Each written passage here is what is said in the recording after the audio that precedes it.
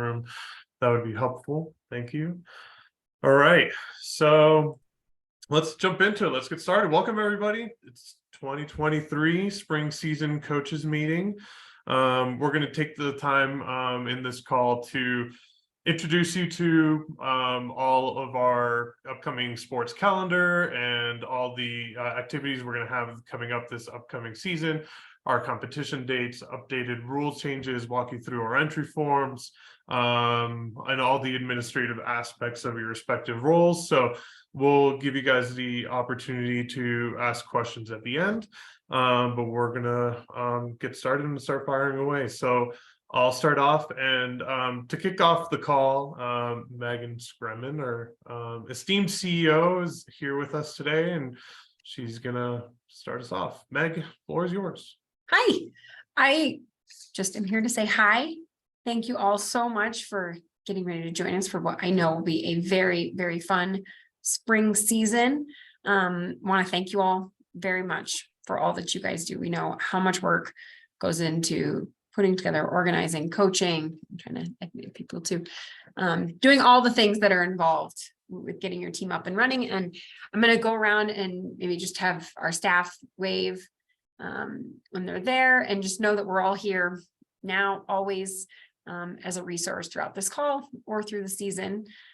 So we have, of course, our amazing regional services team led by Adrian. We've got Elizabeth in the Northeast, Denver, we've got Adrian, we've got Kyle in the Southeast. Everybody knows Kyle Kemper. And then Michelle over on the Western slope. So I think you know all of your regional managers. I see Denise, who is a wonderful longtime coach herself and is now also our SoCo coach and volunteer manager, so remains a resource. We have our incredible competitions team who are fresh off a great winter game. So shout out to Kara and Corey and Susan. I don't know if I've seen Susan on here yet. She's probably on here. She's here. Hi, Susan. Sorry. And then new to the competitions team, let's give it up for Mike Rustful. We've added a position out on the Western slope. So many are very familiar with Mike as a long time games organizing committee member, but now we're really excited to have him as part of the team and adding more resources and support out on the Western slope. We of course have Shaka, who's on here. I saw fearless leader of all things sports, competition, unified champion schools, and then our health team led by Jenna, who's on here, share a little bit more about what we have going on, and our young athletes team. I saw Mandy. I don't know if Ashton's on here. Yeah. Okay, so then just Mandy there, and then yeah, did I miss anybody? Any staff? I think that's the crew. So this is the crew that we have on here, and soon, I'm sure Adrian's mentioned it, but we will have a Denver regional manager. So really trying to invest to make sure we can offer you guys as much support as possible. Adrian is not going anywhere. I should start and lead with that. Just adding more support to the team. So just want to thank you and know that the whole team is here to do whatever you guys need. So thanks. Thanks, Meg. Appreciate that. All right, so let's jump into it.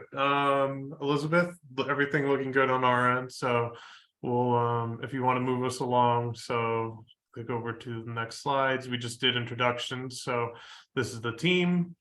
Now we'll talk about the agenda. So to kick off our call, we have our development team here to present about the Polar Plunge. So we'll talk a little bit about our upcoming Polar Plunge opportunities for that are taking place the remainder of this winter season. Then we're going to jump into everybody's favorite topic, paperwork, where we'll talk more about any outstanding COVID paperwork, our codes of conduct, our athlete applications, Class A's. Then we're going to jump into the meat of potatoes, the season calendar, our sports updates, our rules, our entry forms, and then we're going to touch on young athletes, our healthy athletes, and then we're going to wrap it up with some administrative overview on different things that support you guys as coaches that we're going to be implementing this season, and then give you guys the opportunity for a Q&A at the end. So let's kick it over to the next slide. And then we're going to talk about Polar Plunge. So I believe Alex or Christy is on here. All right, great. Christy, the floor is yours. Thank you. Yes. Hi, everyone. I'm so glad to be on this call with you all and see so many people joining tonight. Our polar plunge season has begun already. We've already had our Trinidad plunge and our Denver plunge that happened last weekend. It was very fun. Lots of people came out. We are very excited that plunge season has begun with such a big splash for the year. But we still have opportunities for you all to plunge.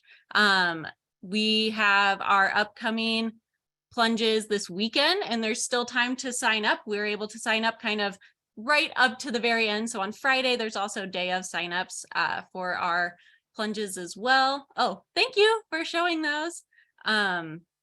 So I was going to share my screen, but we'll use this screen because this is way better to be able to click and sign up for them. So we have our Boulder and Pueblo plunges this weekend happening.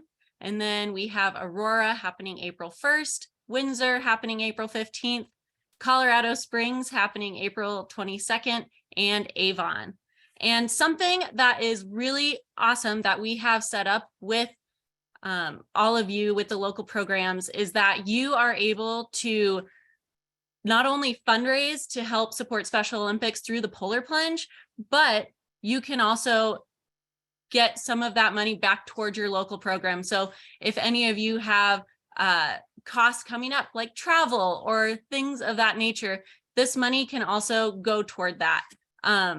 If you raise from $0 to about $999, 25% of the total funds raised go back to your local program and 75% come to SoCo. And then anything 1,000 and up, 50% goes to your local program. So a great way to not only support Special Olympics, but help your local programs to get some of those things that you all need for your programs as you get started or as you're going through the winter season right now. So we're very, very excited. If any of you have questions, please send them my way. I'm happy to answer them. And we are really hoping we see some of you out there.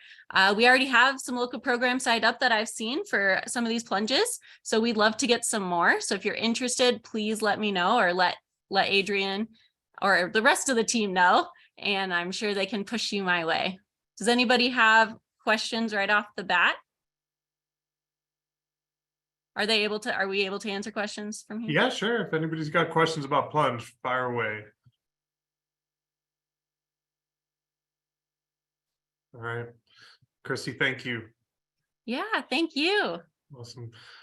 Just to echo everything that Christy just said, polar plunge, really amazing low lift opportunity for anybody who is interested in doing a fundraiser for their team. We've had teams who use this as their lone fundraiser, raise like $5,000 to cover their programs and all their travel expenses, their uniforms, their facility expenses, their equipment. It goes such a long way to help cover your costs, and you're not putting on a fundraiser on your own. You get to just latch onto something that we're already doing. It's really successful, and it's a fun day. So highly recommended. If you haven't considered it already, please feel free to reach out to myself or one of the regional managers. Happy to chat through it in more detail.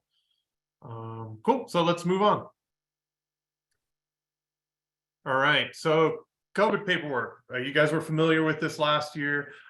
We've made some adjustments. So moving forward, if anybody has completed their COVID paperwork in a previous season, they no longer need to complete any new paperwork going into 2023. So if they've done it and participated during the COVID window, we're good. We have what we need from them. So no more upcoming paperwork for them.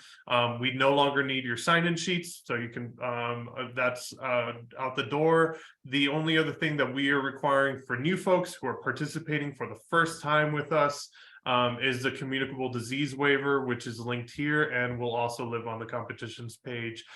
So if you have anybody who is doing this for the first time, if you could have them just complete this form, send it to your regional manager, they'll be good to go. And then they won't have to complete it for an upcoming season. So that's all you need to know about COVID paperwork. So let's move on.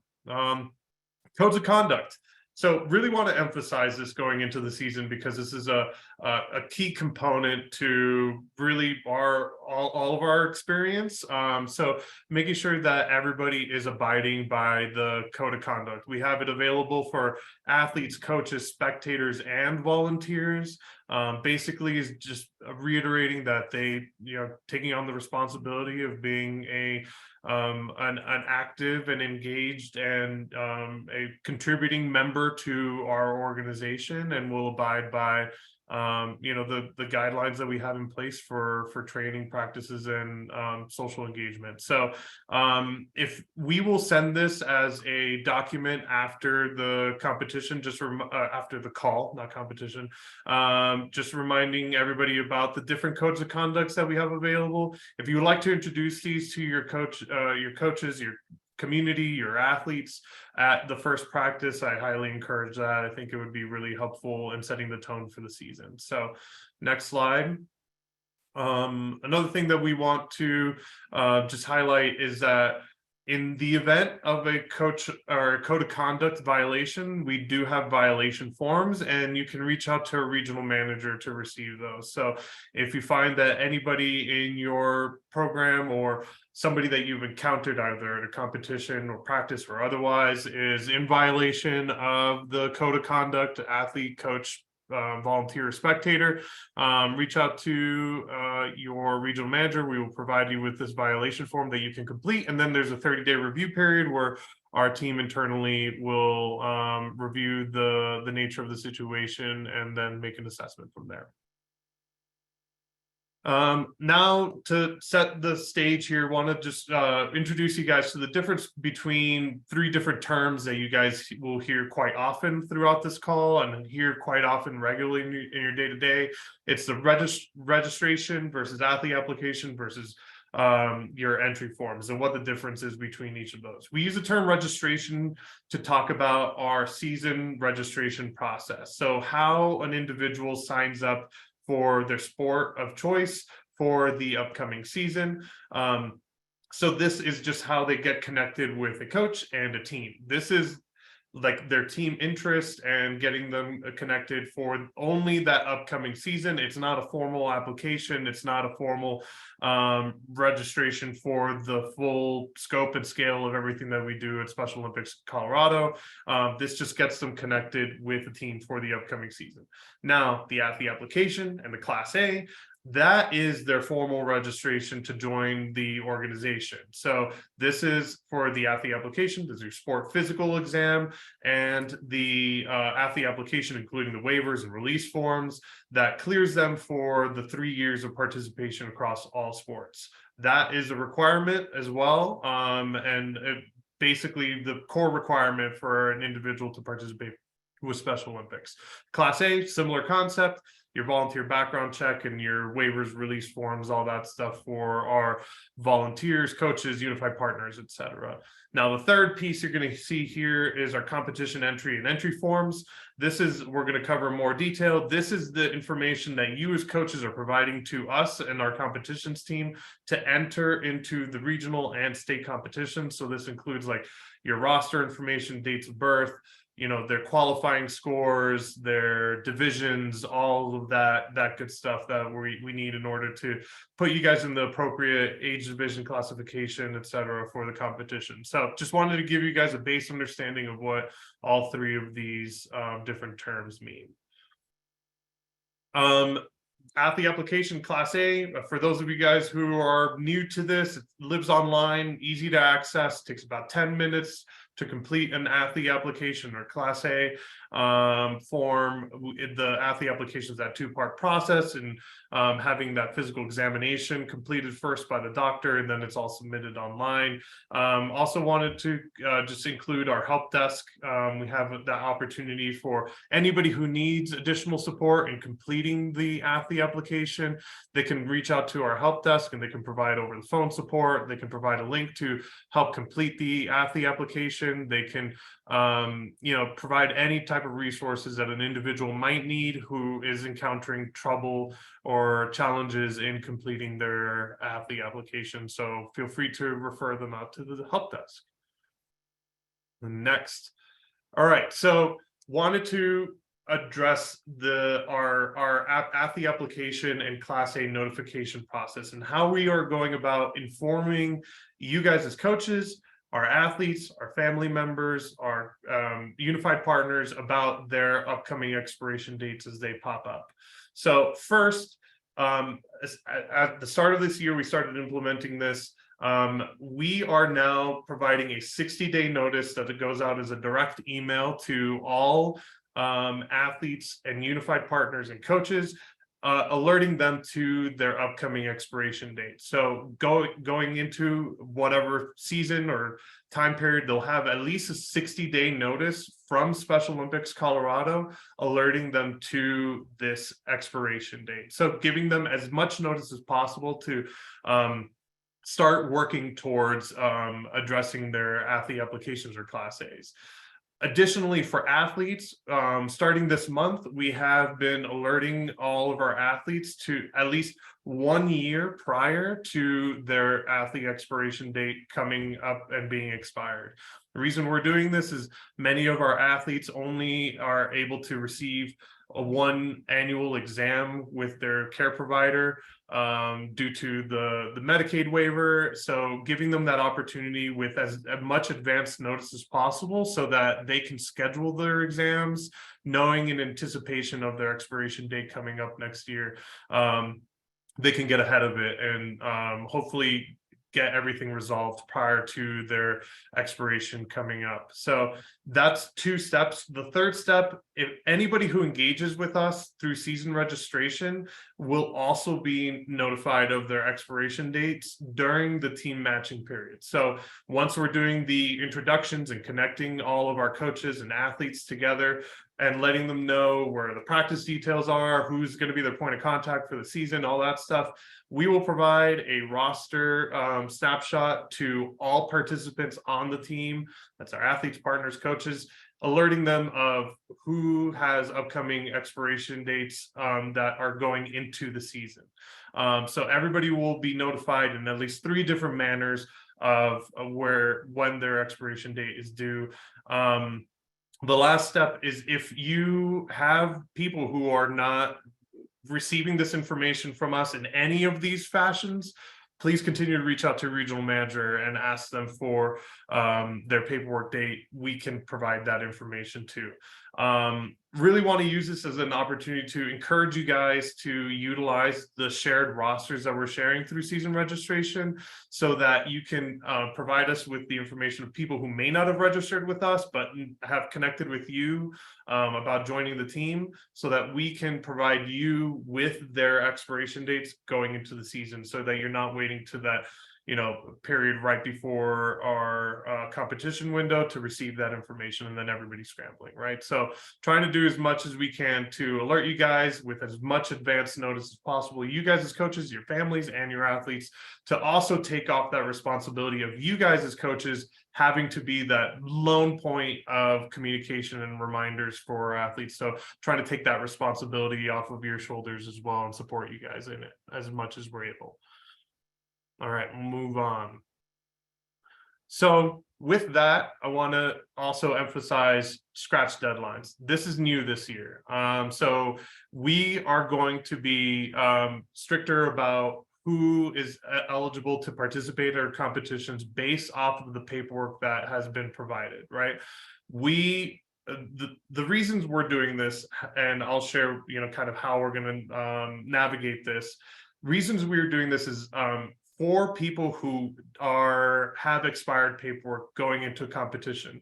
They can't compete with us because of just the general liability concerns that are not carried by not having a application on file. When an individual has an athlete application or Class A on file with us, in the event of an injury, if something were to happen to that individual at a competition or a practice, they are covered by Special Olympics Colorado, and we will provide coverage for their medical costs after any costs that are covered by their medical provider and insurance provider. So it's important for them to have this information on file with us so that they can be supported in the event something happens to that individual. Now, the other cascading effect that happens when people are scratched or not able to participate in the competition because they don't have a paperwork on file with us, this directly affects you guys as coaches. By way of when we are able to share our information about our schedules, our divisions, all of the information that's relevant to you guys and your competition experience, that comes up because people are not receiving their scratches in time and not notifying, and we're not able to notify you guys of who's going to be able to participate and be engaged in that competition. So we want to alert you guys with as much notice as possible so that we can adjust on our side, and then you guys can have the information to share with your families and your participants in as timely of a manner with as much lead time leading up to the competition. So and now I'm going to go into a little bit more detail of what we're going to be doing here. So actually, if you don't mind going back real quick, Elizabeth, sorry.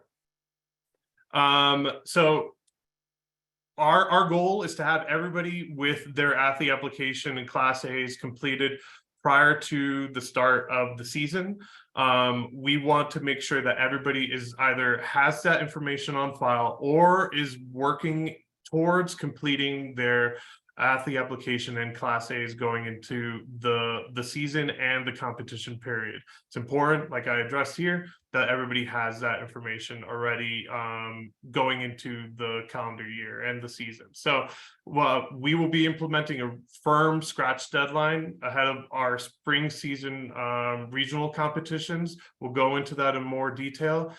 If anybody does not have their athlete applications by that deadline, they are not able to compete at the regional or state competition. We're going to be very firm on that moving forward. So really important for us to be able to receive that information from you guys and your families, to give them the lead time starting now up until that regional period, so that they can start completing all their Class A's and athlete applications, so that we're not waiting until that window once entries are due to be able to let you know that that person is scratched. If you have any questions around athlete applications, around who is missing information from your team, when those expirations are coming up, please reach out to your regional manager starting now, and communicate with us so we can give you that information as early as possible so that you guys are able to relay that information to your families or have your families connect with us directly. We're also happy to have that conversation with them as well. So essentially want to get everybody started now so that that time period leading up to the competition goes smoothly and seamlessly for us and for you guys, and we're able to get you the information that you need to be able to support your participants in as timely a manner as possible. Now let's move on to our calendar.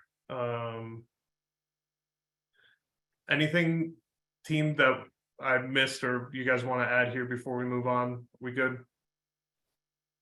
And just going back to utilizing those shared rosters that your regional managers send out, that's a great way to get those dates now as we're sending those out. So ask the questions as we're sending those out and we'll get it to you as soon as we can. The only other thing I would add on there, Adrian mentioned that we're now sending out reminders about expiring medicals within a year. I just want to reiterate that that is starting this month. So that is not retroactive. So you may still have people that have expiration dates upcoming where they didn't receive that reminder. That's something that we're starting now moving forward. Just wanted to clarify that. Thank you. I have a quick question on athlete application. Can I ask it now? Yeah, absolutely. So when you have a physical expiring on an athlete, so they have to do the athlete application again for 3 years. That's right. Okay, great. Thank you. Yep. And just so you know, when we in our system, when we see the expiration date is based off of the date of the physical exam, not when the athlete application was completed. So that's usually the reference point, and that often can be a point of confusion for folks as they're completing it and seeing their expiration dates.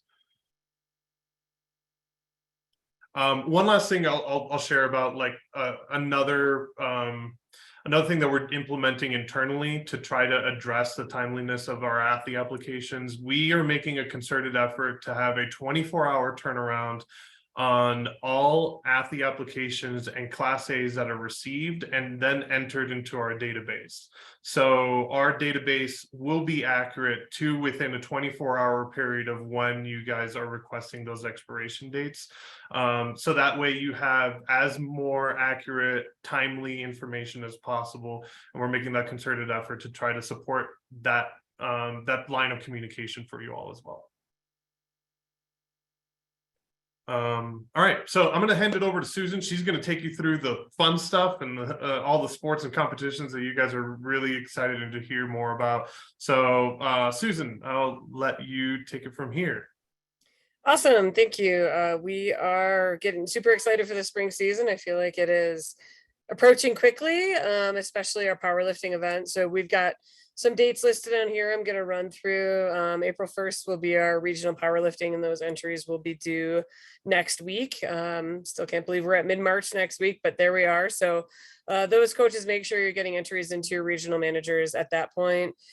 Just so you guys know, our sports and comp team has a pretty good turnaround. We are hoping once you guys turn entries in on Thursday, we'll be able to turn reports back to you guys on Monday. That will include the paperwork report as well as your rosters to review. And so we're just trying to get out ahead of that so we can avoid the things that happen, you know, the day before the event that are like, oh no, you know, Susan, we need to switch this athlete from this event to this event, which all becomes a little more complicated in the grand scheme of it all. So I think the sooner we can get those entries in and get that information back to you, the sooner you guys can get that stuff back to us for that final schedule, which I know you guys are all looking for as soon as possible. Our next event will be April 30th, and that is going to be the Denver and Northeast Regional Swimming. We're going to actually combine both of those events. Mountain View High School has been a great venue for that. That will be anyone in the Northeast and Denver swimming that are in lead ups, which is going to be in its separate pool, which has a 0 depth entrance. So when you're doing entries, if you have an athlete who uses a wheelchair that might need assistance with that, let us know so we can be prepared for that. And then we will be doing the other events, kind of the 25-minute free and the events larger than that in the additional pool as well. And I know that pool has a lift as well. So again, if it's an athlete, and we'll cover this a little bit more sport specific, but if it's an athlete that needs a lift or that needs an end lane, those are things that if you let us know those pieces ahead of time, we can do better in making sure we have less changes the day of. May 5th and 6th we'll be out in Delta for a swimming and dance event out that way. The 6th will be down in the Southeast area for our spring games, which will be athletics and swimming down at Fountain Fort Carson High School. They've been fantastic to us, so we'll continue to be with them. And then you can see the next few dates. May 7th for Western Athletics. Denver Athletics will be May 13th. And you'll see the entry deadlines in there as well. We're kind of staggering some of those and kind of putting a few together. But again, our plan is to get information out to you. Entries are due on Thursday. As long as we get those on Thursday, we can turn around reports to you guys on Monday, which will give us all a little bit more time to make schedules, give you more time than, you know, one day to review, et cetera, and that as well. Yes, and good point, Elizabeth, the Denver Athletics will also be in a Northeast Athletics event as well up at Littleton High School. May 20th, we'll be out on the Western Slope for regional soccer. That event, pending the amount of teams we have, will either be team competition or All-Star Skills Challenge. Next up will be May 21st at Front Range Soccer. Our state gymnastics is still to be determined. We are still working out a location on that, and I've got a few questions out to a few coaches on that. So I'm hoping we'll determine that over the next couple of weeks and get that to you. And then our state summer games will be June 9th through 11th. It will be our big 3-day festivities out in Grand Junction. You guys do not need to resubmit entries for that event. What we will do after each regional event is send you results and ask you to update rosters of who is coming or is not coming to state as well. Any questions on the spring calendar?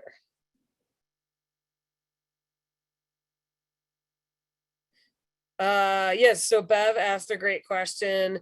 So if there's an athlete that has a medical, let's go back up to, we'll look at Front Range Soccer. Let's say their medical expires on May 22nd. which is the day after Front Range Soccer, yes, there'll be an updated date. And Bev, that's noted on here. We'd like all medicals and Class A's to be noted or to be into us by Thursday, May 25th. So when we send out the report to you for the Front Range Soccer, if they're expired, they'll be highlighted in red. If they're not expired, they'll be highlighted in yellow.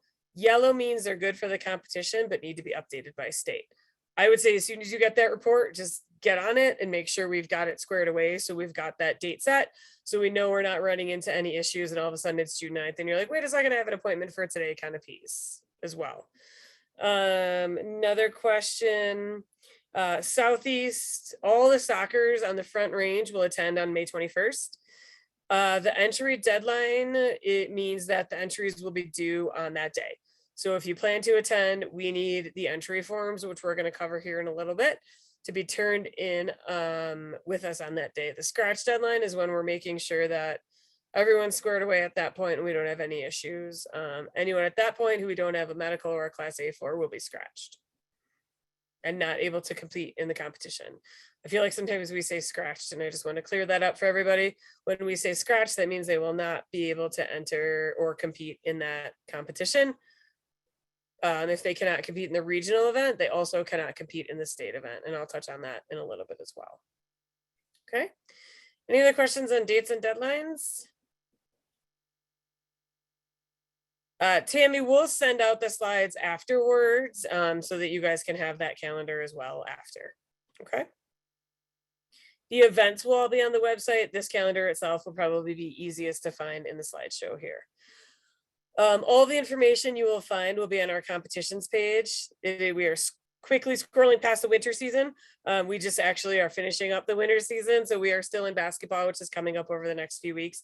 So those of you who are looking for any spring information will have to scroll past state winter games. Quick plug, don't forget to watch the Champions Highlight Show if you had athletes competing this weekend, or if not, that'll be happening Friday and Saturday at 7 p.m. on YouTube and Facebook. And then this week and next week, we have our state basketball. So once you scroll past those, you will find the spring season information. Here you will have everything that you need. There's some past information on here. And then over here on the left-hand side will be all of the resources you will need for the particular sport. So once we touch base on things, you'll be able to reference back to these spots to expand on the plus to find not only entry forms and coach rosters, but also the Special Olympics Colorado rule interpretations, as well as the Special Olympics International rule interpretations. So basically what we tried to do for all the sports that we offer, make the Special Olympics Colorado rule interps, which is just a little bit of a condensed version of what Special Olympics International offer or provides as well. We just pulled out some key pieces, provide any changes we might have, et cetera, in that situation. So if you have questions, that's probably the first place to go to look for things. If you don't find the answer in there, then you can go to the SOI rules. Okay. Any questions on that? Can I just make a point? I hope to have the updated ones on the website by next week, hopefully. So they're not updated. Perfect. So just a note on that, we're looking at a couple of sports to try to target and pilot a different entry form for to see if it's something that is a little bit easier on coaches. And Kara, correct me if I'm wrong, we're at powerlifting and soccer, I believe, are the two sports. So once we get to our sections, if the entry form looks different than what you see on the screen, feel free to reach out to us and we can talk through that. It'll be more of kind of a form type thing rather than an entry form like a Microsoft form on the web version, as opposed to a form submitted to us as well. Fantastic. Just a few reminders for the season, just to make sure we are all on the same page. Athletes must compete in regionals in order to attend the state games. Now you might be like, oh, wait a second. We have Denver swimming on one day and Denver athletics on another day and Denver soccer on another day. That's great. We can absolutely have athletes compete in all different sports at the regional event. But once we get to the state events, they will have to choose one sport. sport. And that's something we can connect with you guys on. And we typically do. I think a lot of you guys are great to say, oh, so-and-so has done all these sports and they're going to focus on soccer for the state event. So if that's something you guys are able to communicate to us beforehand, that's great. If not, that's something we'll catch on our end in our system and reach out to you to say, okay, Adrian signed up for all the sports and all the events. So we need to pare him down to one sport and the 3 events at that point as well. Oh, sorry. Just one final reminder. We ran into this a little bit in basketball. We do have some athletes that are taking on that coaching role, which I think is fantastic. But just as a reminder, if an athlete is coaching, let's say in swimming, it cannot then participate in swimming. It just doesn't work that way. As you coaches know, it's very difficult to coach in one sport while participate in it. So if an athlete is coaching, they may not participate and play in that same sport as well. Okay, moving on. Entry forms. I think Adrian and his team have put together a very detailed how-to document, which I'll let you guys reference in a minute. I'm just going to kind of touch base on the overview of it. The coach roster, which if you can hop ahead to the next screen, is the next one? Yes. So this is the coach roster. So this is coaches only. So at this point, these are folks that are acting in that coach role. So you as the head coach would be on here. You would add yourself at the top. You would add your email address. You would add additional email addresses of coaches that might need this information as well. And you're going to list everyone that is coaching. You're not going to list all your athletes on this form.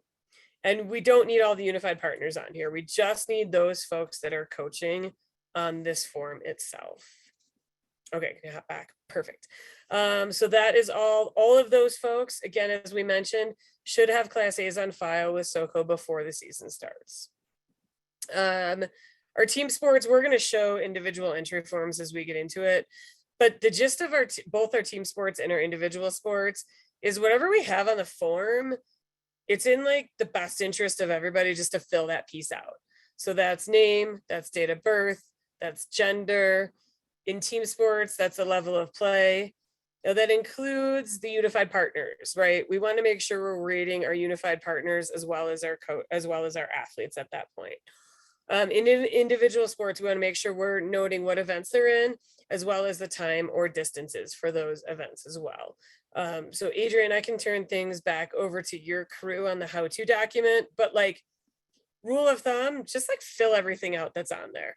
There'll be some questions of, are you guys better or worse than last year? You might be the same as last year. Did you lose any players?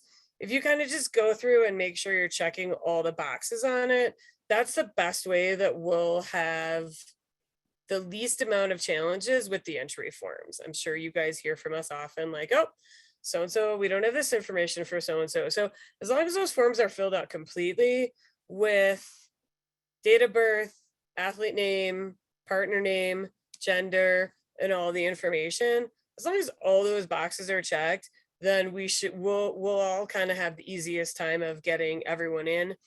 That'll also help with, I know a lot of times we have like a, Julie, I see your name. So a Julie Markowitz that's spelled the way your name is spelled versus a one that's spelled with a ISZ kind of thing. So one might be in our system and one might not be. So as long as we have birth dates and all those information and all those pieces we can check, we'll eliminate a lot of those challenges as well. So I'll turn things back over to Adrian and his team for the update on the, kind of the talk through of entry forms.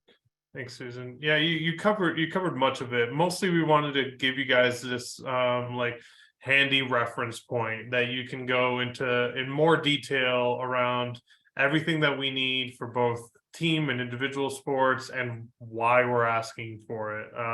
So this is going to come out to you guys all in our recap email that will be following this this call, so in the next couple of days, and you feel free to use this as a reference point and then offer us feedback if there's anything here that wasn't clear for you and things that you need more information on. Please let us know. We also have a facts section at the bottom on information about why we have entry form deadlines and what is the difference between registration and entry forms, why are birth dates important. the emphasis on spelling, that type of stuff. So I think we ultimately the more accurate that these entry forms are provided to us by you guys, the easier it's going to be to provide you with more accurate information going into the season. Make sure we have the correct individuals on the rosters, the right spelling, the right expiration dates. All of that is just stems from the information we're collecting from the entry forms. So in order to make that experience a little bit easier for you guys, we're going to provide you with this one pager that really goes into the weeds on what it all entails. So I'll leave it there.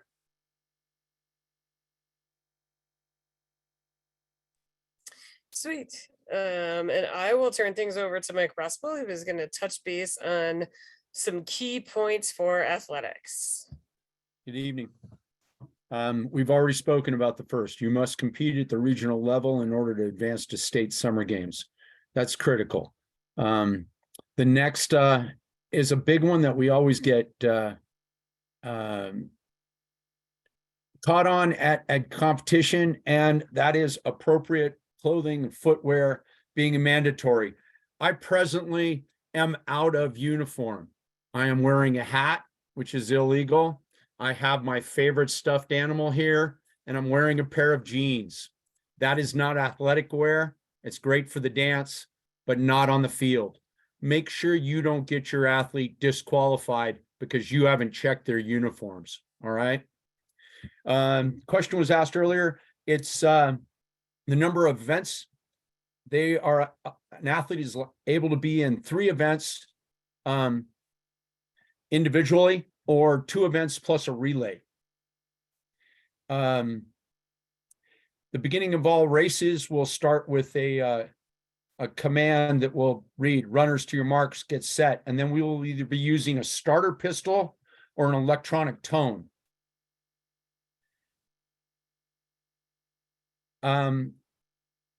Please note that coach that just mentioned about the hat and the medical, would you please note that ahead of time, not at the day of competition, so that we know going in that they have a medical purpose for having that uniform. So put that on your registration form ahead of time. Give us plenty of time to deal with that. Longer races will be done earlier in the morning. So before we get it too hot, we will be trying to get those longer races. We also are looking at the possibility of doing some on Friday prior to opening ceremonies. You'll hear more about that as we get closer. You can go ahead and switch slides. If an athlete requires an assistive device, please fill that out on your entry form. And those devices include canes, walkers, and not a person. An individual on the track cannot assist physically the athlete. Assisted devices are objects, not people. Keep that in mind. And don't put your athlete in the position of being disqualified because of something you've decided. Because that's the worst way an athlete can lose a race, is by my mistake. Going right into that is in regards to coaching. You must be in a stationary position to give any commands, directives, or encouragement to an athlete on the track. If you are moving, the official will disqualify your athlete, and you don't want that to happen. They've worked too hard to get there. In regards to types of races, you can be in a walking race or a running race, but you cannot be in both. Same thing applies to throwing events. You're allowed one throwing event. It's either going to be tennis ball throw, softball throw, or shot put, but you can't be in 2 of those. Standing long jump, running long jump. The Olympics and Special Olympics use the metric system. If you provide us something in feet and inches, and we are not aware that it's feet or inches, we might make an assumption that you're using metric and put your athlete in an incorrect division. So your accuracy is critical. The better you give us quality, the better we can get those athletes in divisions that's appropriate for them to succeed. Let's go to the next slide. Here's our athlete entry form. And when you're filling it out, please make sure that your writing's legible, that we don't have to interpret any numbers or times. Get that to us, and we'll do the best job we can in getting your athletes in the race that's appropriate for them. Anybody have any questions on the track side? Thank you very much.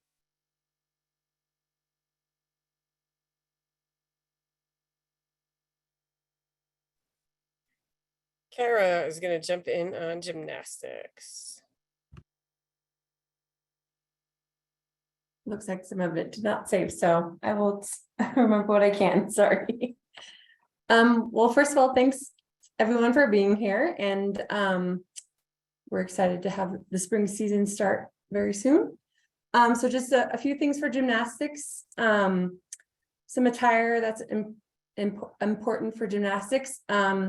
They can wear long sleeves, short sleeves, or a sleeveless leotard or unitard, depending on the sex. They can have bare legs or footless tights. They have to be flesh colored or the same color as a leotard are permitted. They can have bare feet or wear gymnastic slippers. And of course, like all of our sports, we know that they're very proud of their medals and their ribbons, but just make sure that they don't wear those when competing, and that there's no jewelry, with the exception of stud earrings. And then those with long hair should have it pulled back from their face, in either a ponytail, braid, or a bun. We can go to the next one for gymnastics. Oh. Must have saved it on a different one, sorry. Is there anything I can pull up to like the rule interpretations or anything that would be helpful? There was a thing about the levels, and I was just gonna go over that a little bit. Sorry, everyone. Elizabeth, if you could try closing out of the PowerPoint and reopening it, I think Corey just messaged me saying that the one he has opened is working. It has all He's in the updates. same one as me, so that's weird. I can try. Technical difficulties. Sorry, everybody. We'll get this sorted out. It's right. It's the same information. I can pull up the I did it off the web-based one. it's probably Yeah, let me see what I can. Does anybody have a good joke? I've decided that my golden retriever is no longer a golden retriever. I don't know what that means. She is a bronze retriever at the best because she really doesn't retrieve much. Yeah, got it. Okay. It's such a bad joke. All right, somebody find this PowerPoint fast. Sorry, just a quick note on gymnastics. Just for those of you coaches that are on here, we were working with Boulder to try to secure that, and they weren't able to have the capacity to host us this year.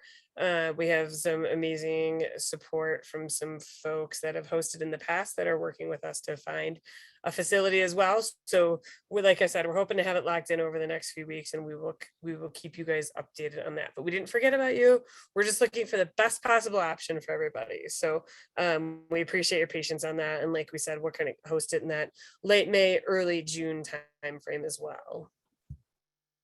All right. I found it on the other one, so let me go there. So you might not see me for a minute, but just some general rules.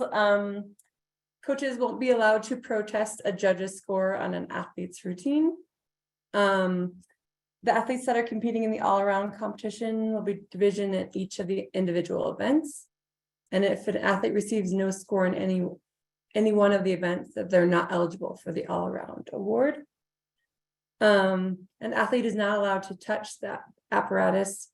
To receive a qualification score, they must actually complete their required routine and the preliminaries to advance to the final round. And this is for both artistic and rhythmic gymnastics. Athletes can participate in a maximum of 2 events unless they are competing in the all-around competition. And the only music requirement is for rhythmic gymnastics, and that's for the Special Olympics International rules and regulations.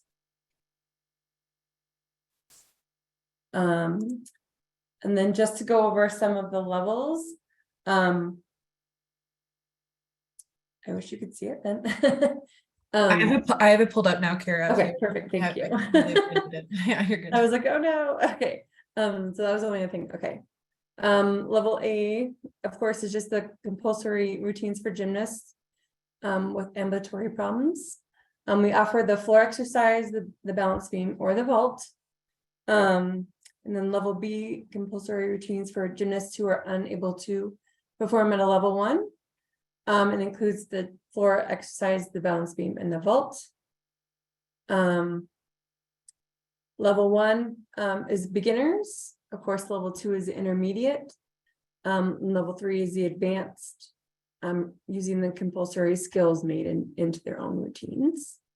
And then for our rhythm gymnastics, we have level 1 is the rope, hoop, ball, ribbon, and all around.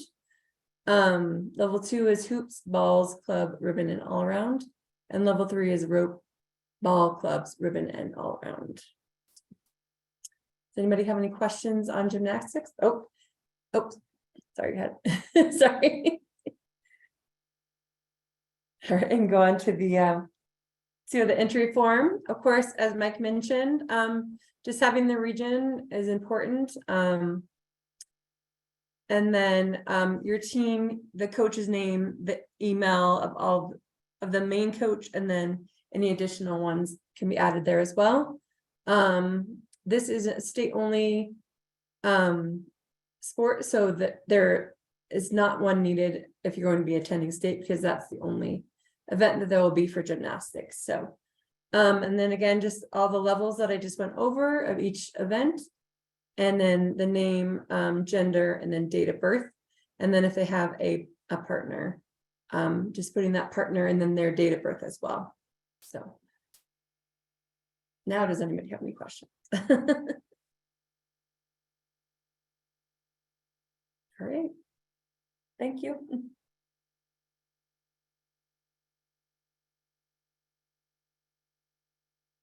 All right, I will jump in on powerlifting. Powerlifting is probably one of our few sports that has an age restriction. It is available for athletes 18 and up. That is just due to a powerlifting, just in general, kind of a blanket statement. So we follow that as well. Competitions will take place in squat, bench, and deadlift. We offer a combination in all 3 of the events, as well as a combination in bench and deadlift. Any adaptive equipment that anyone plans to use, please reach out. It must be approved prior to that day of competition. So at this point, entries are due next week for powerlifting. If you just want to note on there that there is some adaptive equipment needed, we will follow up with you to make sure it is approved equipment to use in that particular competition coming up. Something new this year, we are going to start the day of competition with weigh-ins. That's not new. The new piece is we're going to do gear checks. So please make sure athletes report to weigh-ins with the following items: singlet, socks for deadlift, shoes, belts if they're going to wear them, knee sleeves or wraps if they're going to wear them, and wrist wraps if they're going to use those as well. The belts, the knee sleeves, and the wrist wraps are not mandatory, but the other items are. So just, it'll kind of keep that weigh-in gear check moving along if you just make sure all athletes report to that weigh-in at the appropriate time that we're asking you to, once we share that information with you, with following gear check items as well. Okay. So this is a pretty great tool that we have available to all of you on our website. It is our powerlifting assessments, and we have this available for all lifts. So this is available for the squat, for the bench press and the deadlift. You can see that there are 6 skills listed across the top there, as well as 6 skills. Oh, Elizabeth was already down on the bottom down there, already circling the skills down there. So basically what you're gonna do is you're gonna put your athlete up on the bench in this situation, and you're gonna evaluate these 6 skills to make sure they're doing them satisfactory. I would say if at this point, if they're doing 5 out of 6 satisfactory and you know the athlete and you know that athlete can pick up that last one, go ahead and enter them into that situation. If they're only satisfactory in one of them and you just don't think they're going to be ready by regionals, reach out to us in that situation. Powerlifting is a pretty it's a pretty specific sport, and there's some pretty specific training that goes into it. So if you've been training athletes and you're having a little concern about the safety of their ability to compete at that regional event in April, just reach out to us and let us know, and we can evaluate what that might look like for state as well. For powerlifting, we want to make sure that athletes are competing safely and correctly, in order to obviously not get injured, but also in order to make sure they get those green lights on those lifts as well. Okay, so this is available on our website for all 3 lifts, and I would go ahead and definitely check it out. Print it out. If you have new athletes, it's just a good way just to kind of double check. If it's athletes that you know can do it, it's a good triple check to make sure they're not going to get those red lights and those DQs at regionals and at state, which we know can be challenging as well. This is just a bit of information on uniforms. I'm not going to read through it word by word. I'm going to kind of cover the gist of it. They must be wearing a lifting suit or singlet. There's some information on the leg length, and that's due to the lifts themselves that are the squat and the deadlift as well. There is some information on athletes with some physical disabilities wearing the 2-piece outfit. Again, that's something, if you know that's a case, if that's something you can go ahead and let us know about ahead of time.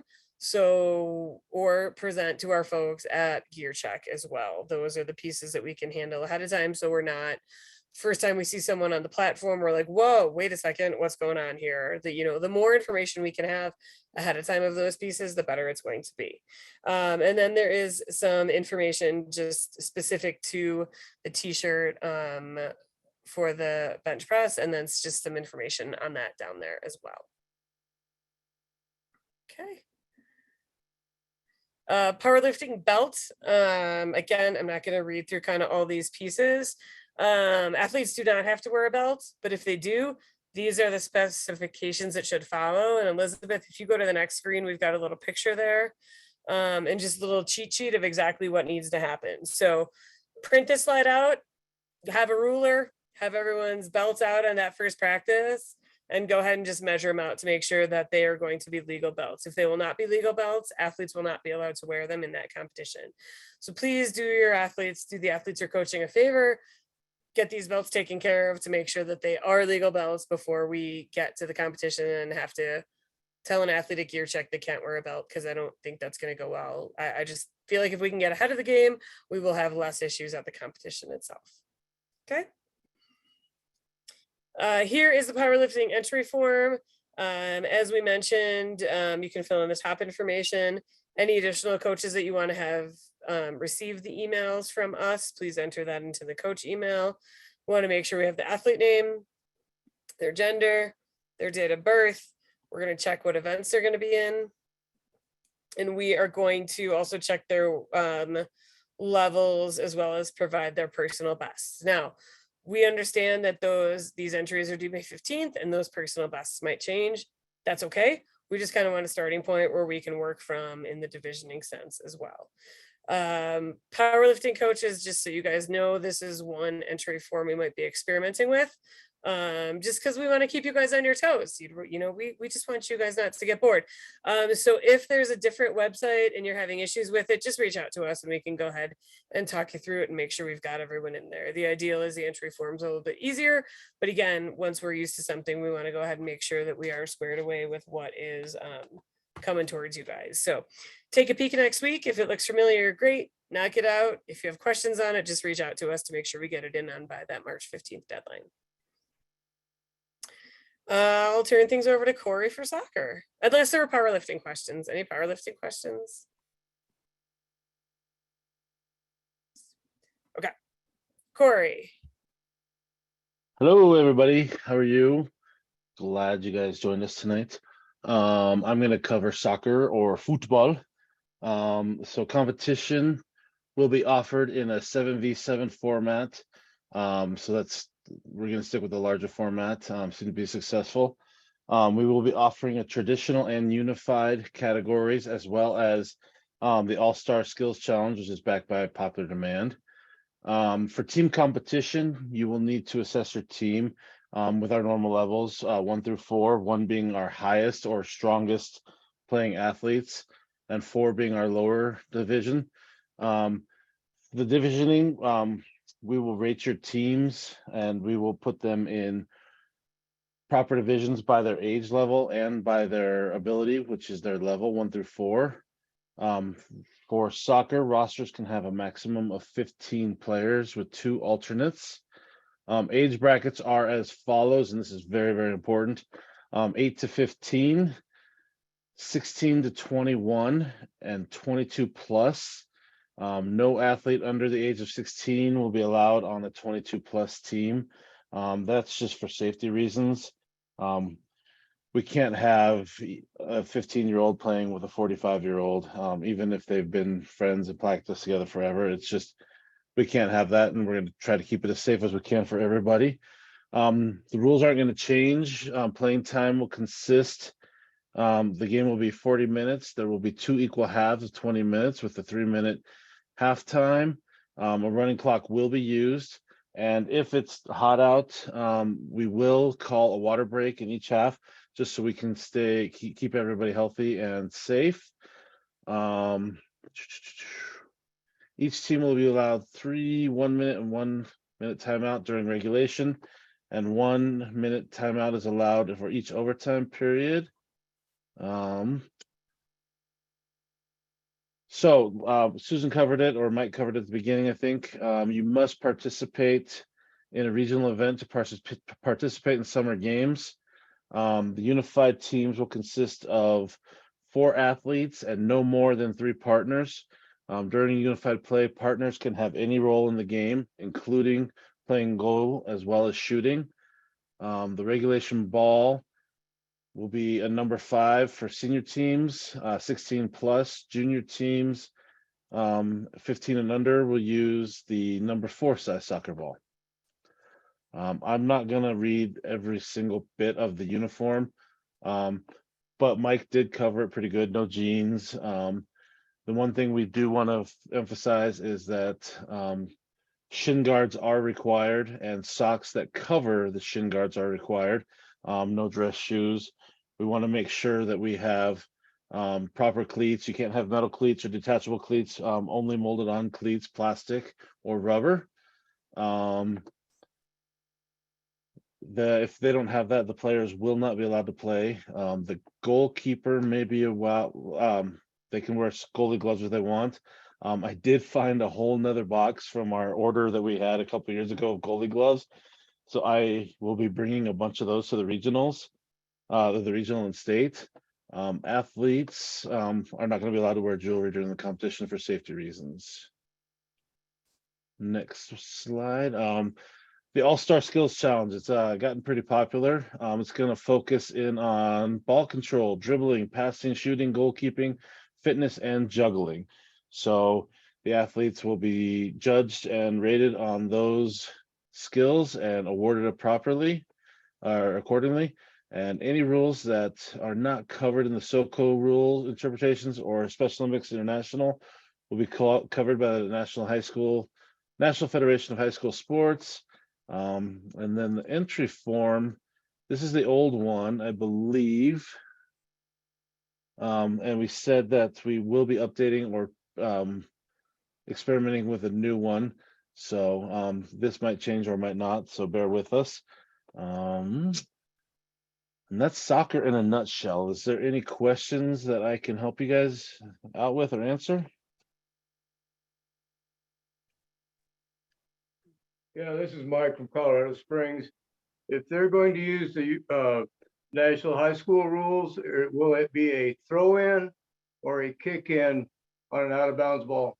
So the only time we covered any rule that we do not cover in ours is then we'll go to national high school rules, and I believe we kick the ball in and do not throw the ball in. Okay, thank you. So that's just the order of rules that we follow. So we start with our rules, Colorado. Anything that we don't hit, then we go to Special Olympics International, and then the overall will also have the National High School Federation rules. Corey, there was a question in the chat that I was hoping you can elaborate a little bit more on about the adult league, so that 22 plus, as well as the 16 to 21. And I think there's just needs to be some clarification on 16-year-olds playing on an adult team, if you wouldn't mind. Yeah, so we keep it 16 to 21 for safety reasons. And we're really going to start sticking with this because just safety reasons. We can't have 16-year-olds playing with the older adults. Just physically, it's dangerous. And so we're going to stick with that 22 plus and then 16 to 21. I hope that I have a helps. question. Oh, sorry, Corey, can I just jump in on a second on that one? Yeah. You know, I think we ideally like to keep that, as you all know, with basketball, and ideally we have enough teams to make sure that happens. But if not, some of those 16 to 21-year-olds move up to that 22 plus age group, which we will allow in those occasions. However, no one under 16 will be allowed to play on an adult team. So just if we have enough of those 16 to 21-year-old groups in soccer, like for example, we do in basketball, so we definitely separate those. If we have enough in soccer, we'll keep those separated. If not, those 16 to 21s will move up. However, no one under 16 will be allowed to play on those 22 plus teams or on those 16 to 21-year-old teams. So if you've got a 16 to 21-year-old team and you have some 13-year-old teams on it, reach out to your regional manager now so we can make sure we figure out where everybody's going to piece, because we can move the 16-year-olds up, but the 13-year-olds are going to have to move down. And that's the safety reasons exactly that Corey's talking about in those situations. Thank you. And then just wanted to clarify on another shin guard question, if they are required for all-star skills or just the game. Just the game, but it is a great idea to start introducing shin guards because the progression is to move on to teams from the All-Star Challenge. So we'd like to have them wear them for that, but the game, they are definitely required. Perfect. And then another question is, how are we going to recruit more soccer teams to attend state? We rely on you guys for that. We're doing the best we can to get as many out there as we can, but we put on the best regional that we possibly can. So we'd love to see as many teams from the regional come out to state. And it's a word of mouth. We'll hit the streets, you guys hit the streets, to get as many out there as we can. Yeah, it's, just to elaborate on that, always the goal of something that we're trying to increase, and season registration is really the driving force for that. The more people we get engaged with that will dictate where our opportunity areas for growth and building out new programs and providing that more diverse experience to increase the amount of opportunity to grow regional competition and the number of divisions that we have in each one of those competitions. So the more we get people exposed to season registration and get connected with them, will definitely allow for that supplemental growth of our organization and sport soccer itself. So yeah, great question. Can I actually just turn that back to the coaches? It looks like one coach mentioned that transportation is an issue. But I'd be curious as to the other soccer coaches on here who don't attend state, what the challenges would be that we can try to work through to get teams to attend state. So if anyone wants to either unmute or hop on. Yep, I know last week there was a mention we were a little bit later. So this week we are June 9th through June 11th. So we are not over that later weekend. Sounds like transportation is a big issue, staffing. Okay. Yeah, if you just want to toss in the chat the challenges of soccer teams that attend regionals and don't make it to state, I'm not promising we can fix everything, of course. We'd love to offer whatever support we can to get teams out there. I mean, the state games is kind of our big hoopla. It's one of our biggest events of the year, and the more folks we can get out there, the better it would be. We do provide lodging there. I know last year lodging was questionable for some younger teams with athletes, but we do provide lodging and meals in the dorms at the CMU campus.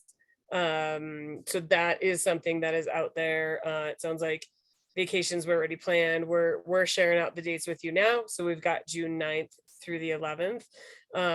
So again, just kind of toss some pieces in the chat. We'll track those and keep track of that stuff, and we will see what we can do. Obviously at this point we are locked into those dates, so unfortunately we can't change that time frame, but just toss some ideas in there and we'll see what we can do in order to get folks on the board out in Grand Junction. And just to elaborate, somebody asked if there was if lodging was free. Lodging is free on campus for our athletes and coaches and unified partners who are participating in the competition, and stay in the dorms. All off campus lodging is at an individual's costs. So Corey, back to you. Anything else?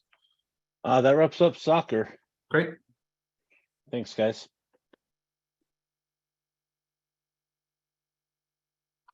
All right, swimming. As you can see, well, I first of all want to say thank you for everybody who gave me their input on some possible changes of some order of events for swimming. We are going to stick with our original ones for this year with hopes of changing them for 2024. So what you saw last year is how we're going to do it again this year for regional and state events. So thank you for your input. That was wonderful and very helpful. So so here's the events that we offer for lead ups. We have our 15 meter, I won't go through all of them, 15 meters, 25 flotation, and assisted and unassisted. And then it went over.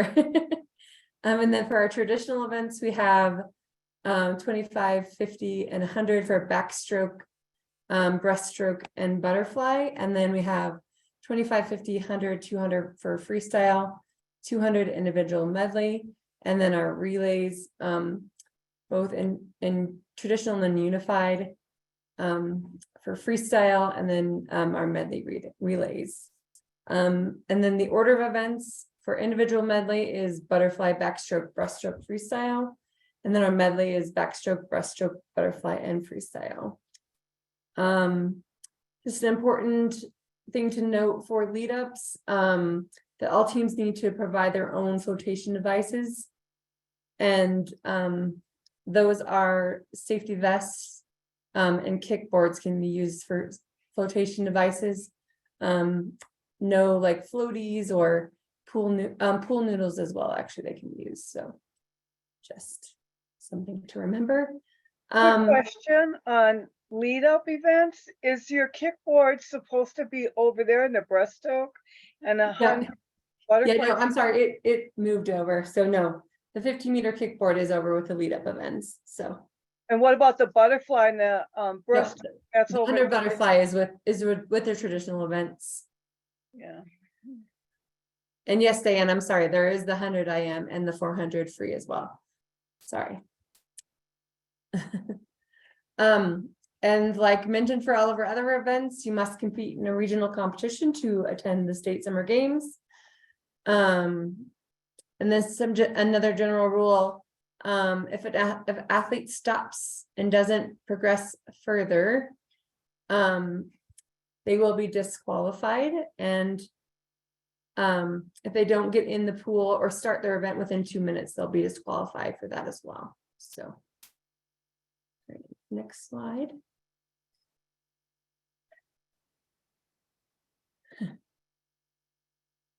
All right, just some attire, swimming's pretty easy. Just making sure it's a regulation swimsuit, and regulation swim goggles as well.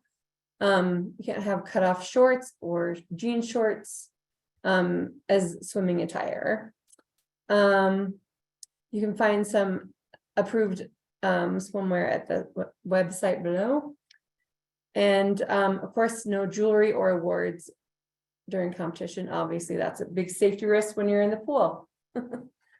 So the starts, as you know, it'll be take your marks, and then there'll be the tone that you hear, and that will be the same for both regional and state competitions.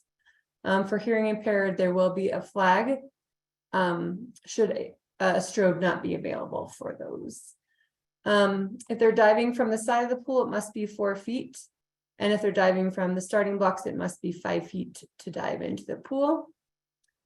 At summer games, athlete may start all races either diving from the start or from the side of the pool. And that's something that they can do in regionals as well. Again, like I said, we just wanted to thank you and for your input, and then you might see some changes in 2024. So like our other entry forms, just making sure that you let us know if you're wanting to come to state competition, your team name, your coach's name, your head coach name, and the head coach email with additional emails as well. And then whether your times are being submitted in meters or yards, as most pools could be different than what we use in our regional and state competitions. So, and then all of our timing, if you could get general times to us, that would be wonderful. And that will help us division people for our regional and state competitions. Does anybody have any questions about swimming? We had one question in the chat, if we do have a list of events in the order that will take place at regionals yet, or if that's something that we're still finalizing. Yes, we will be providing that, and yes, we do have that. It will be the same as what our regional competitions and state competitions were from last year. So, and did you have a question as well?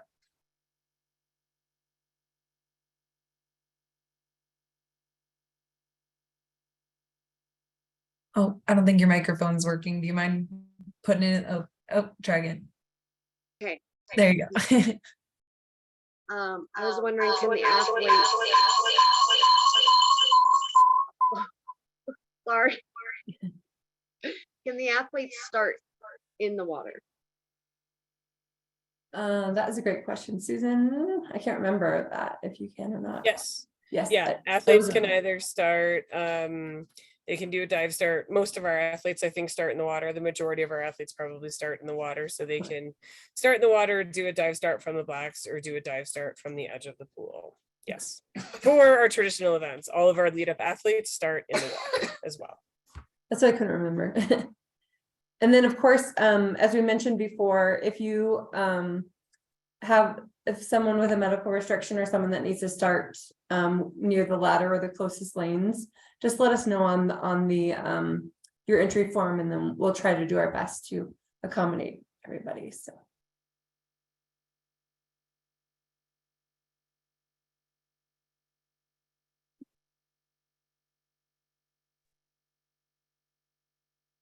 Hi guys, my name is Mandy. I'm our Young Athletes Senior Director. I know some of you guys are currently working with our young athletes, but I just wanted to hop on tonight for the general coaches, just to introduce myself and kind of give you guys an overview if you're not familiar with young athletes. We do have a program. Obviously, our traditional athletes have to be 8 years of age or older to start competing. But if you're not familiar, we do have a young athletes program where kids under the age of 8 can start participating in our events and joining young athlete teams across the state. So again, I know a handful of you guys are already opening your teams up to our young athletes in a variety of events. In the spring, we are doing soccer, track, and gymnastics for our little guys. So this slide is just, again, a general overview of what Young Athletes is. Again, so it's basically just providing them an opportunity, again, not a competitive opportunity yet, but really just giving them a chance to become a part of a team and learn their basic sports skills, getting involved socially, making friends, meeting families, and really just being exposed to as many sports as possible. And then obviously the goal is that they are part of Young Athletes. And then once they turn 8, then they can join youth teams and start competing with our traditional teams as well. So again, this is just kind of a basic slide. I also have, we have a Young Athletes manager, Ashton, who's not on the call, but her and I, again, focus on all of these young athlete teams across the state. So again, it really just gives kids and families under the age of 8 the chance to get involved in kind of a non-intimidating environment and work on their skills and just become a part of our programming prior to competition. So again, I know a handful of you guys on the call are already serving and welcoming young athletes onto your teams. If you guys are interested in having younger kids join your teams and open to providing, you know, the more team opportunities, we're always trying to grow our young athletes opportunities. So if you guys are interested in knowing more about young athletes or getting more involved and opening up your teams to serve our younger population, we do our best to also help you guys find new coaches to add to your program. So it's not you know, all on the same coach to do every age group. We try to recruit new coaches to join your programs and existing teams so that families can, again, get involved at the youngest age possible and hopefully have that pipeline of opportunity to stay with the same team as they grow and start competing. So again, please reach out to me or Ashton if you guys have questions about young athletes, and then go ahead. This is just a list of, again, our kind of our learn to, oops, this one's still winter one. Looks like it got mixed up a little bit, but we do a variety of young athlete events, again, at the regional and state events that we have taking place this spring.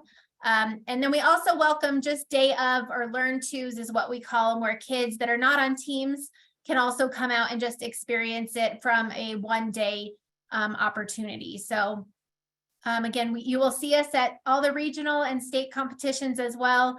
But again, these are just some basic information about the programming. And we would love to talk more with you if you're interested in expanding to serve our younger kiddos as well. So please let us know what questions you have. Thanks, Mandy. We'll kick it over to Jenna. Hi, everyone. So I'm Jenna Tweet, the Senior Inclusive Health Manager here. So I'm going to talk about healthy athletes a little bit and the other things that we have in health coming up for the spring season. So we will be at Summer Games. We will have 7 of the 8 screenings happening. The only one you will not see at Summer Games is MedFest because you should already have your physicals done and all of that for competing. We'll have great giveaways at each of the 7 screenings for athletes who attend. That's if all my grant funding is approved. I put in a bunch of fun things for the athletes, so I hope all of that gets approved by SOI so that we can have all those fun giveaways for you guys. There is also going to be the prize wheel like we had last year, so a chance to get some additional goodies at Summer Games. And then everyone who comes is going to receive a logoed drawstring bag to keep all of their goodies in. So that way I've seen athletes walking around with their hands super full. So this way they have a nice place to put it all in, and they'll get a wrist lanyard that's going to hold their passport. And that's how we're going to keep track of how many screenings they go to at Summer Games. And then athletes who attend 4 of the 7 screenings are going to get a limited edition Healthy Athletes t-shirt. So lots of great things happening on June 10th from 1 to 6 in Dominguez Hall. So it'll be the same place we were last year. Keep an eye out for our performance stations at some of our regional events. So we'll most likely be at Denver Regional Athletics, Southeast Spring Games, and Western Regional Athletics. Performance stations are just quick little 5-minute stations that you and your athletes can come to, get some awesome little swag items, and then just learn how to be healthy on and off the field. And then, yep, Health for All kits. So when you don't see a healthy athlete screening or a performance station, there will most likely be a Health for All kit happening at awards. For spring, we have a lot of great things.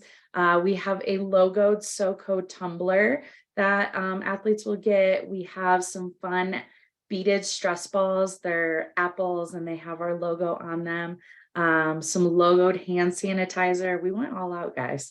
And then there's going to be an informational handout in there as well, just about, you know, nutrition and health and how to, you know, keep up with those things at home. And so our plan while supplies last is regional powerlifting, Northeast and Denver regional swimming, and Western regional swimming. So hopefully we can get through most of those sports, but it is also while supplies last as well. I think I have one more. Oh yeah, MedFest. Oh, the logo disappeared. That's okay. At the beginning of this presentation, physicals were talked about and making sure you get those done so you can do your athlete applications or your athletes get those done. Since this is a new process with, you know, letting people know in advance, we do have one coming up here in about a month on April 15th. So if you have athletes that are in that icky situation where like they're good for regionals but expire for state, or just didn't realize that they were expiring, we have 25 slots available on Saturday, April 15th at Rocky Vista University in Parker. So that'll be happening from 8 to 12. Time slots are 45 minutes with the last time slot being at 11. So there's a simple little bit.ly link for you guys if you want to pass that on to your athletes. Plenty of spots available. And then for you guys out on the Western Slope, we have one just a couple of weeks later. We're trying out a Thursday night and seeing how that works for you guys. And it's going to be at CMU. The PA program there has been really supportive of Special Olympics, and they want to hold MedFest for you guys, giving the PA students experience working with individuals with IDDs. So they are really excited to be able to bring this to you guys. It'll be from 5:30 to 7:30. The slots will be 30 minutes long, with the last one being at 7. And so there's going to be 20 slots available that night. And so we're really hoping to fill that one up, just because the students are really excited to have this opportunity and bring you guys to their campus and kind of show you what their program is all about. So yeah, we have Western and Denver MedFest coming up here soon. Maybe one more slide. I think. Yep. Okay. And lastly, fitness captain nominations. I'm sure you guys have heard this a million times, but my coworker, Casey, who is the health and wellness manager, is looking for more fitness captains. So if you guys have those leaders on your team, or maybe an emerging leader who maybe needs just a little bit of training and help, please send Casey your nominations at SoCoFitnessCaptain@SpecialOlympicsCO.org. She has some trainings coming up here in the next couple months. She'll be out in the Western Slope at the end of April holding trainings. That'll be in person for your athletes out there. So please let us know about any athletes that are leaders on your teams, especially in the area of fitness. So we'd love to bring this opportunity to them. And I think that's it for me. That's it too. Thanks, Jenna. All right, we're gonna move into the administrative portion of our call. We're just gonna talk through some just friendly reminders that are gonna help you guys out as you go through your season. So we'll move through this fairly quickly, knowing that we're running up on time. But Kyle, I think you're the first one up. Kyle, I can take this one. Yeah. Michelle was the first one up. So the COIs, also known as the certificates of insurance, these are important as you guys start to plan your practices at the locations that you will be at. This is something that we have for liability. The places that you're going to be practicing at, trust me, they want this. So as you start to have those conversations, make sure you reach out to your regional manager and hand off that contact information so we can make sure that we can get everything in to them that they need. If you've been practicing already past, I guess, in 2022 and your season went into 2023, make sure that we have the updated insurance policy, as that does switch every year. So again, talk with your regional manager on anything COI or certificate of insurance. Incident reports, these happen unfortunately, but as we start to practice and as we start to participate, accidents happen. So if anybody has an injury or an accident, whether it's a unified partner, a coach, an athlete, please make sure to notify your regional manager within 24 hours. Obviously, if it's a big emergency, call 911 first, but make sure that we are notified of what happened. We do have a piece of paper that we're going to have you fill out, or whoever witnessed the incident fill out. So that way we can make sure that whoever it was that was injured can be covered by what we have for our insurance or our liability past whatever their insurance does not cover. So again, reach out to your regional manager. I think the next slide might be a, oh, nope, it's the emergency contact form. So that's it for me. And Kyle, over to you.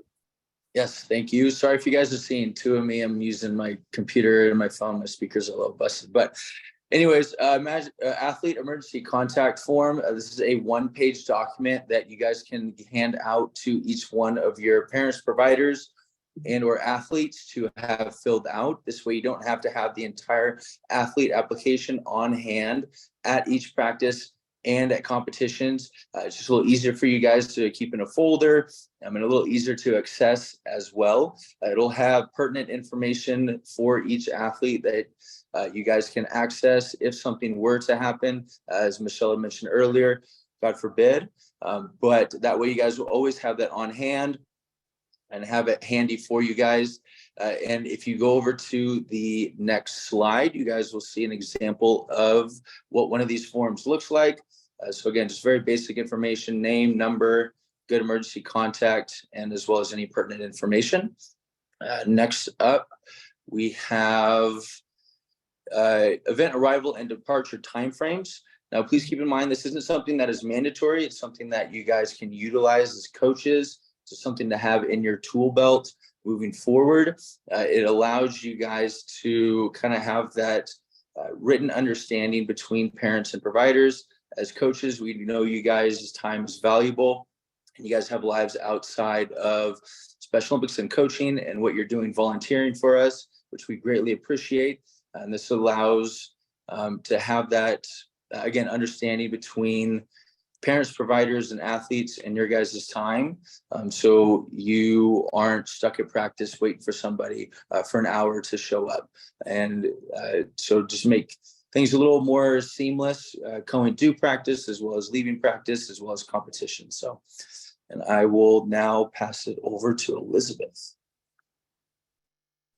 Yes, so these are some important links. We'll be sending out this PowerPoint after the call. So I won't go through each of these links, but the seasonal registration will take you straight to the seasonal registration page and give you an idea of where we're at in each of the seasons registration process. These are the links that you can just copy and paste straight from this PowerPoint to your families, athletes for the athlete application. We have the direct link to the actual application, a link to the physical exam form. We also have the physical exam form available in Spanish, and we can add that link to this slide before we send it out. So if there's any athletes or families on your team that could benefit from using a Spanish version of the form, please check that out when we send it out. There's also a help desk link. So if there's any technical issues for athletes with their athlete application, whether they need help scanning something, or if they submit an incomplete application and they need to attach something to it, send them right to this help desk. If you reach out to a regional manager, we will usually just redirect you to that help desk, because those, our data team are the experts with that process. And then there's a link to the Class A, and then also to our competitions page for entry forms. So this will be a good one-stop shop for everything that you need. Just an overview of seasonal registration. Right now, we're actively placing athletes on teams. Throughout the next week, you should be receiving links to your shared roster. You should be approving them with your regional manager. And then we'll be sending out team placements directly to the families that have registered through us, as well as anybody that you've manually added to that seasonal roster. Just make sure to include everybody's email so that they get all the same information, whether they registered with us or not. And please remember, if there's anybody new being added to your roster, or really just in general, it's a good thing just to respond to our team placement email and just introduce yourself. If you're comfortable providing a cell phone number or a good other contact outside of what we provide on that email, please do so that your team can contact you directly before your first practice. And then if you're still kind of lingering in the needing to secure a practice location or need some support with contacting your athletes, finding more coaches, please reach out to your region manager as soon as you can. We are not going to go through all this. We'll send it out in the slides. So I'm going to just hop to regional caravans. Kyle can talk about his Southeast Caravan a little bit first if you want. I see that you just went off video, so I don't want to. I'll just introduce the concept here. So Okay. regional caravans are an opportunity for us to engage more and visit with different communities in our regions where we're not as frequently present, and provide different opportunities and resources for us to connect with new folks in different cities and towns and communities. Basically, we want to take our show on the road and bring it to you guys in all of our different communities. So each of the regional managers in Southeast, Western, Northeast are all planning regional caravans throughout the year in ways that we hope to see you and engage with you in more direct capacities. So I'll kick it over to Kyle, who can introduce his Southeast Caravan. How's it going again, you guys? So super excited for it. As you can see on the dates at the top, we will be doing our caravan from April 11th to the 15th. Our first stop will be in Canyon City, and then we will work our way over to Alamosa on April 12th, April 13th, little typo there, we will be in La Junta, and then April 14th, we'll work our way down to Trinidad. At each location, we will be doing a presentation, as well as offering a Q&A session for any parents, athletes, coaches, or community members that want to come out and learn more about Special Olympics and what we have to offer. And at some of the locations, we will be doing a young athletes clinic, like we will be in Trinidad.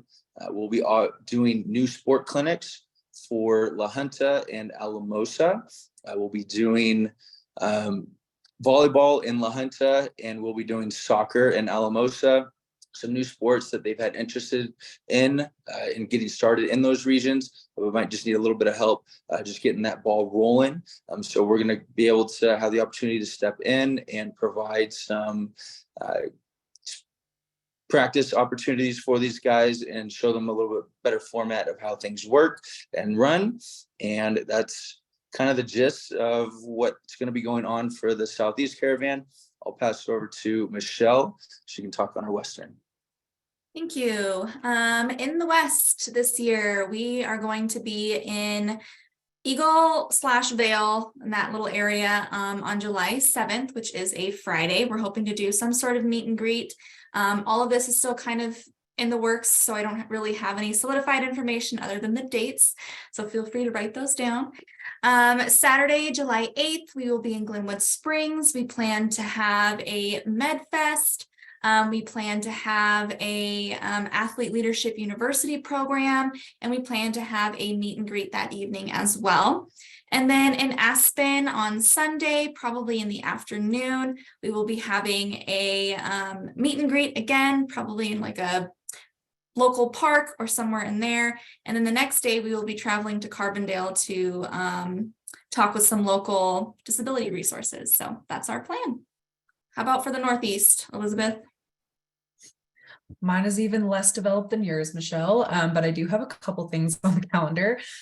We still have time. We'll be kicking it off. We're talking with some Greeley schools to offer potentially a school-based MedFest as well as a community-based MedFest to just get everybody squared away in that area. On Saturday, the 9th, we do have it confirmed to offer a Northeast Athlete Leadership Program University and offer that intro to athlete leadership class at UNC Greeley. And then the goal is to host a social event in the evening to invite more community members to learn about Special Olympics, maybe recruit some more athletes, coaches, partners. On Sunday, that's still a TBD, kind of identifying the needs in Fort Collins or Boulder. And then the following Saturday, kind of detached from the caravan, is another MedFest in Longmont. So I wanted to include that as an opportunity as well. So just make sure if there's anybody that you're seeing with approaching athlete application dates, we'll be sharing it with them as well. But if you're in the Longmont-ish area and you want to get somebody into that MedFest just to get things done, that'll be a great place to do it too. I'd like to add one more thing with the Southeast Caravan. Sorry to mention earlier, but on April 15th, that Saturday, we will be offering an Alps U at United States Air Force Academy. So we're super excited to be able to bring that to the Southeast for the first time this year. So we'll have more information that will go out to you guys shortly. We'd love to have a lot of people signed up for that, and we're super excited. So lots of really cool engagement opportunities in different communities around the state. We're really excited to take our show on the road, and hope if you guys have interest in us coming to your community and would like to learn more about how we're engaging with our caravans and doing more to try to grow our involvement throughout the state of Colorado, please feel free to reach out to me or your regional manager, and we're happy to share more. We'll just wrap here. This is our, just follow us.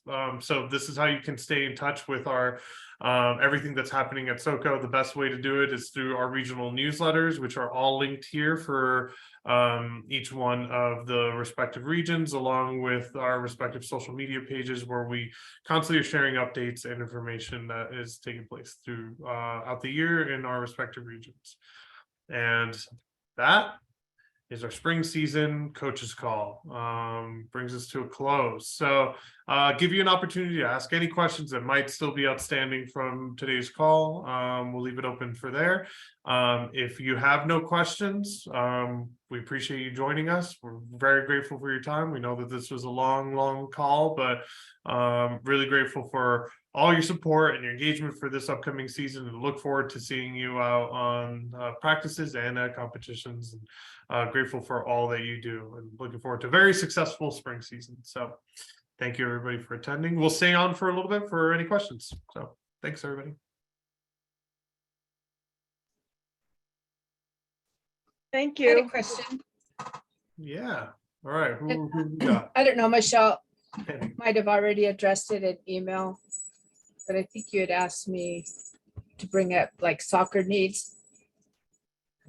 I'm looking to have a team this year. Great. I'm not familiar at all, but I've got several. Is there a feedback? Nope, we hear you. Okay. Fine. Yep. I've got several folks that are willing to coach. But I don't know like the best equipment to get or what I should be looking at. Absolutely. Yeah. Great question. So Tammy, what region are you in? Are you in the Western region? Western, yes. Yeah, great. So I think you and Michelle can connect offline, and Michelle can give you some more details on all the things that you need to know about soccer and the resources that we can provide you to help get you off the ground. Adrian, Okay. I did talk with her a little bit and gave her a couple of bullet points, which I think you have, Tammy. But if we do have any soccer coaches online, I did want her to ask that question just to kind of bend someone's ear about just starting a youth soccer program, and maybe some things that they found to be successful to buy as well as during practice. So if anybody is a soccer coach, feel free to unmute yourself and give us some advice. Please.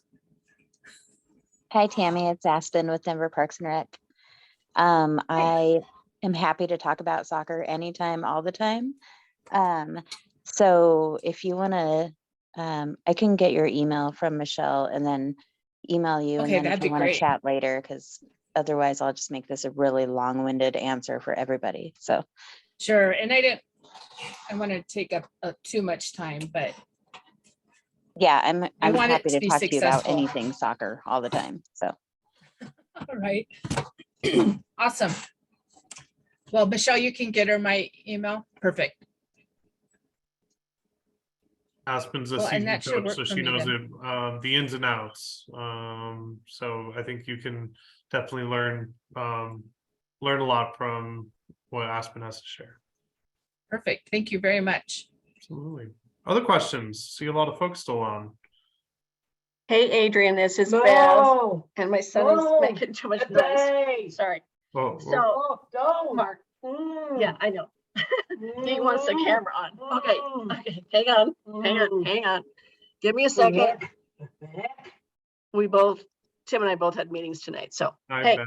How so, you doing? yeah, so I got the preliminary roster, and one of the names on the roster is someone from Wheat Ridge, and we're in Cherry Creek, so I'm guessing Okay. they just grabbed the wrong team. What do I do with that info? That's possible. If you could send it back to me, send me their name, just flag it for me. I'll look into it a little bit further and be able to reconnect them with their team.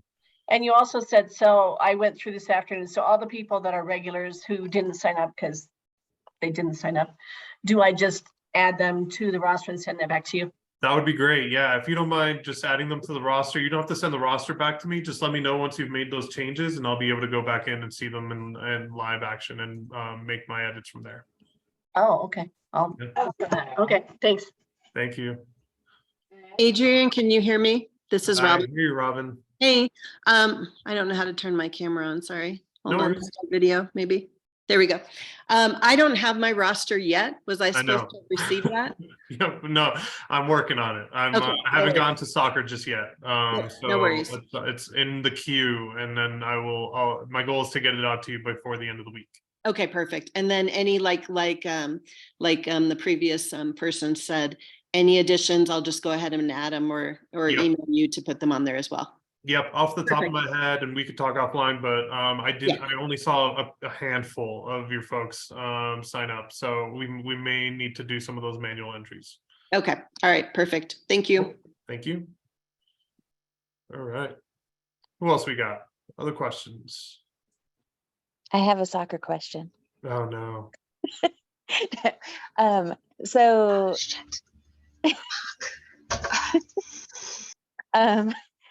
you said you want all of the levels for unified partners as well for soccer. Do you want the levels that they actually play at or the level that they play with the team they're entered with? That's a great question. I'm going to kick that one to Susan. Yes, I would say the level they're actually playing with the team at, just because that gives us a better indication. Like if you have a level 1 partner that's playing at on a level 3 team, we need to know that because that's going to affect the level of your play. But if you have a level 1 partner that's playing that way in a league and he's playing level 3 with your team, that's definitely the way we want those folks rated. That's a great question, Aspen. Okay, thank you. Yeah. Thanks. Other questions? This has to do with state. Can you hear me? Yes, let's go with Julie first, and then we'll come back to you, Tammy. Okay. He heard me. So, our team loves Grand Junction and how they treat us, and just a great place to have state games. I know it is a problem for some people getting there, but do you know how many more years we're going to be in Grand Junction? Because my family's asked me that too. That is another great question for Susan. Yeah, we're Julie, at this point, we don't have anything definite signed with them. We just keep rolling year to year with them and they keep welcoming us and being more and more accommodating to us. So at this point, we don't have any plans to leave, but as soon as we know that, we will update you guys as well. Yeah, they treat us very well. Thank you. Great question. Tammy Carney, you had a question. I got 3 questions. First one is track cleats. Are they going to be allowed this year? And next, MedFest for Southeast region. Is there going to be one? And for the second one, I know this was a question for last year's state games, is are we going to be able to check in a little bit sooner so there wouldn't be such a backup for check-in? I will answer the last two. I'll let Susan answer about cleats. Susan, do you want to talk about cleats? Yep, they will be allowed as well, following the specs from our rules that are shared. As well as, sorry, I'll touch base on the check-in with Grand Junction. We are working with them at this point to not only update the system that they used last year, as well as updating the time. So I will keep you guys posted, but we are in March, which feels like a long time away, and I'm sure it'll be here before we know it, but we are already in talks with them on what to be doing to make sure that system goes smoother for you guys, because I know that was a little challenging last year. Great. And then MedFest question. Yes, we are going to have a MedFest in the Southeast region. Kyle, do you happen to know it off the top of your head? We don't have anything set in stone right now, but that is something that I'm working on with Jenna to try to get that finalized. So as soon as we know more, we'll be sure to relay that to all you guys. Yeah, we're working thanks. hard to try and get it in the fall. We're working with our partners at Kaiser Permanente to try and get a location down there for you guys. So we're trying. Okay, I promise. Even if their physicals are not due, will the MedFest be like if they're like 3 months out from being due? Will that MedFest, if they get it done, would that be okay to use for? Absolutely. Yeah. And if it's for anybody who wants to renew their application. So whether they're expired or coming up on expired or have expiration date a year out, they can definitely still join us for a MedFest. The other thing that we're working actively on is trying to find referral clinics, clinics in different parts of the region that will support our athletes and provide them with either low-cost exams or free exams for them to come in and schedule on their own time, so that they're not exclusively having to go to our MedFest opportunities. So we're in active conversations with many different clinics throughout the region, each of the regions, to try to open those doors for all of our athletes. So with that, if you have any clinics that you're attending on your own, or that your athletes are engaged with that you think might be interested in this opportunity, please send them our way. We would love to have that conversation with them and try to get more of those opportunities available throughout the state. So give that ease of access for our athletes to engage with us. Thank you for answering my questions. I appreciate it. Yeah, great questions, Tammy. All right. Who else? Any other questions?